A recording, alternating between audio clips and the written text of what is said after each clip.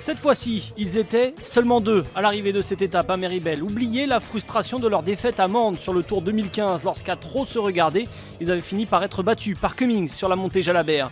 Les deux hommes forts du cyclisme français ont donc pu s'expliquer.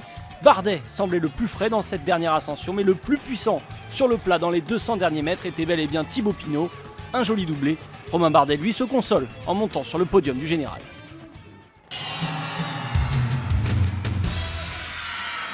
Si Christopher Froome a fait coup double ce vendredi en s'imposant devant Richie Porte à Vaujany, le Britannique qui a pris le maillot jaune à Alberto Contador, c'est que rien n'est fait pour la victoire finale puisque les coureurs, les favoris surtout, vont pouvoir s'expliquer lors de cette 6e étape, l'étape reine de ce critérium du Dauphiné, 141 km entre La Rochette et Méribel, avec 3 cols de première catégorie, parmi lesquels l'arrivée donc à Méribel. Enfin, les 158 coureurs devront franchir le seul col hors catégorie de la semaine, le col de la Madeleine.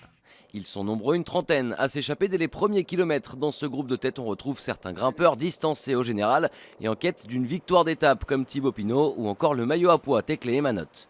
Sur la route du col de la Madeleine, les échappés vont prendre jusqu'à 3 minutes d'avance sur le peloton. C'est Thibaut Pinot qui passe le premier au sommet avec une quinzaine de coureurs. Derrière, accompagné par Harou, Bardet est parti en chasse et va même rejoindre les hommes de tête. Les AG2R donnent le rythme trop élevé pour de nombreux coureurs. Ils ne sont plus que 10 devant et à un peu moins de 30 km de l'arrivée. Bardet, Pinot, Kreuziger, Backlands et compagnie comptent 3 minutes d'avance sur le peloton. Justement, derrière, ce sont les Sky de Chris Froome qui emmènent le groupe maillot jaune et certains coureurs ont bien du mal à suivre. Devant, Bardet ne compte pas se laisser faire et attaque à 10 km de l'arrivée. Le leader de l'équipe AG2R laisse tout le monde sur place, sauf un autre Français, Thibaut Pinot. Les deux spécialistes de la montagne s'entendent à merveille jusqu'à 3 km de l'arrivée. Bardet tente à nouveau sa chance. Sans succès, sûrement un signe de nervosité. Quoi qu'il en soit, Bardet va payer cher tous ses efforts. Pourtant, c'est bien lui qui est devant au moment où le sprint est lancé. Mais Pinot est plus serein, plus puissant. Le coureur de la FDJ s'impose sur le fil et signe sa première victoire d'étape sur le Dauphiné. Bardet est donc deuxième, Dan Martin complète le podium.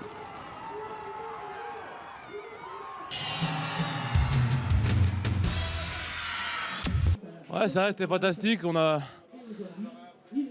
bien collaboré, même si j'ai pas compris le final. Il y aura moyen de faire beaucoup mieux pour les deux, je pense, surtout pour Romain, pour le général. Donc voilà, mais je suis content qu'on soit notre revanche de Mende et voilà, ça fait du bien de me retrouver avec Romain pour la victoire. Voici donc le classement de cette 6e étape. Vous voyez que Chris Froome a encore gagné quelques précieuses secondes sur ses poursuivants au classement général. Le Britannique prend 8 secondes à Contador, 14 à Richie Porte. Les conséquences au général, justement, pas de changement. Aux deux premières places, on retrouve les deux anciens coéquipiers, Chris Froome et Richie Porte. Mais Bardet chipe la 3e place à Contador, désormais 5e. Ils sont 3 Français dans le top 10. Julien Alaphilippe est 6e, Thibaut Pinot est 10e. Fin du bal demain entre le Pont de Claix et Super Dévoluy, 151 km au programme et un menu une nouvelle fois corsé. Surtout, 2 cols de première catégorie placés dans les 50 derniers kilomètres, avec en tout 16 km d'ascension à près de 8% de moyenne. Enfin, la montée finale moins exigeante vers Super Dévoluy, 3,8 km à près de 6%, devrait permettre aux vainqueurs de cette 68e édition du Dauphiné de parader.